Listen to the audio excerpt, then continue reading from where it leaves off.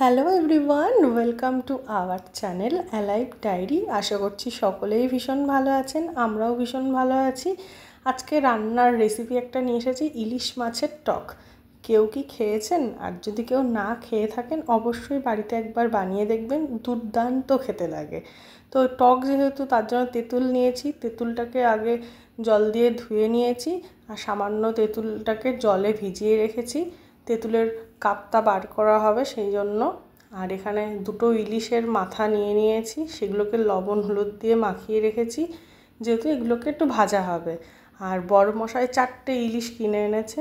খুব শিগগিরই আবার সেই ইলিশেরই কিছু রেসিপি আসতে চলেছে, চোখ রাখবেন আমাদের চ্যানেলের। অনেক কথা হলো, এবার চলুন ঝটপট রেসিপিটা শুরু করা যাক। তার জন্য 1 চামচ তেল, সর্ষের তেল নিয়েছি, সেটাতে মাছগুলো ভাজা করে নেব। আচ্ছা, মাছগুলো একটু ভালো করে ভাজা করে নিতে হবে। আর এখানে তেঁতুলের পালটা বার করে নেওয়া হয়েছে। এবার দুটো ইলিশ মাছের মাথা সুন্দর করে ভেজে নিয়েছি।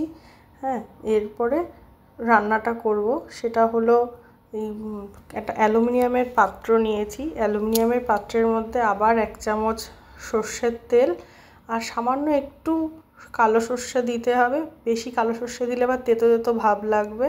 আর সামান্য লবণ হলুদ দিয়ে ওই তেঁতুলের পালটা এই ডেচকির মধ্যে দিয়ে দিয়েছি। এবার তেঁতুলের পালটা ফুটে উঠলেই ভাজা মাছের মাথাগুলো ওর মধ্যে দিয়ে একটা চামচের সাহায্যে মাথাগুলোকে একটু ভেঙে দিতে হবে। আপনি এরকম গোটাও রাখতে পারেন, কিন্তু ভেঙে দিলে আরও একটু বেশি ভালো লাগে খেতে। আমার তো ভীষণই ভালো লাগে সেটা, সেজন্য মাথাগুলো একটু ভেঙে দিচ্ছি। আর যেহেতু এটা টক, তো সেজন্য একটু পরিমাণ মতো চিনি দিচ্ছি। একটু হালকা মিষ্টি মিষ্টি হলে না ভীষণ ভালো লাগে।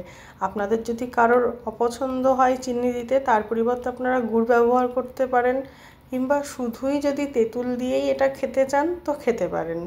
হ্যাঁ, তো সত্যি ভীষণ ভালো হয় খেতে। একবার অবশ্যই বাড়িতে বানিয়ে দেখবেন কেমন হয় খেতে। আর ভালো লাগলে অবশ্যই লাইক, কমেন্ট আর শেয়ার করবেন। আর যেহেতু অ্যালুমিনিয়ামের পাত্রে রান্নাটা করেছি, সেজন্য টকটা ঠান্ডা হয়ে যাওয়ার পরে আমি একটা স্টিলের বাটিতে ঢেলে রেখেছি। বেশিক্ষণ অ্যালুমিনিয়ামে রাখলে তেতো হয়ে যাওয়ার সম্ভাবনা থাকে। Thank you.